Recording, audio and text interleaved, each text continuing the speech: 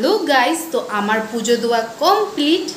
তো দিদি তো এত কিছু বাজার করলো, খালি আমি জানলাম যে ও চিকেনটা এনেছে, আর কি কি করলো এটা তো আমি জানি না। তো চলো দেখা যাক যে দিদি কি কি স্পেশাল আইটেম আমার জন্য বানাচ্ছে।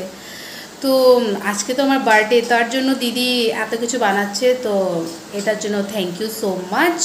তো চলো দেখি যে দিদি কি বানায়। এই দি, কি বানাচ্ছিস রে তুই? যা যা তুই খেতে ভালোবাসিস তাড়াতাড়ি বানাচ্ছি। তো এত গরমে যদি রান্না করছিস, তোর আলসি লাগছে না? কিসের আলসি, রান্না তো রোজই করতে হয়। এত গরম, তার মধ্যে হলো বৃষ্টি। তো চলো দেখি যে কি কি রান্না করলো দিদি।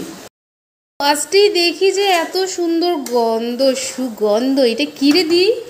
এটা হলো চিকেনটাকে আমি ভালো মতন কষাচ্ছি, এখনো হয়নি, আর একটু বাকি, আর একটু হবে, এখনো হয়নি, এটা হচ্ছে।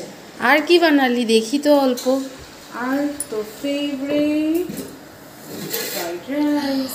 ও মাই গড, আমার এত ফেভারিট, মানে কি বল, ফ্রাইড রাইস আমার খুবই ফেভারিট। কার ভাল লাগে না ভাল লাগে এটা কমেন্টে বলবে। আর কি বানালি রে? তারপরে ভেজ ডাল। ওয়াও, আর কি? আর তো এদিকে চিকেন কষা হচ্ছেই, ও টেস্টি টেস্টি, খুব মজা। একটা ফেভারিট জিনিস, ঝুরঝুরে আলু ভাজা। ও কি বলবো, মানে এটা মানে গাইস কি বলবো, এটা মানে one of my favourite dish. মানে এটা আমার খুবই ভালো লাগে। আমি বিয়ে বাড়িতে যখনই যাই তখন মানে যদি দেখি এটা দিয়েছে, তো জাস্ট আমার মনটা ভরে যায়।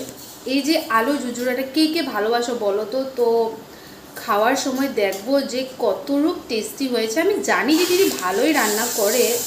এই দি, ভালোভাবে রান্না করছিস তো? টেস্টি যদি না হয় তারপরে বুঝবি। তুই খেয়ে বলবি যে টেস্টি কি না। তোর বার্থডে, তুই খেয়ে লাস্টে রিভিউ দিবি, আর কি কিরকম হলো এটাও বলবি। তো দেখলে তো দিদি তো পুরো কনফিডেন্স যে ওর রান্না স্বাদ হবে, তাও মানে একটু তো ডর পাচ্ছে। তো চলো টাটা বাই বাই, সবাই লাইক ফলো শেয়ার করতে ভুলবে না। বাই।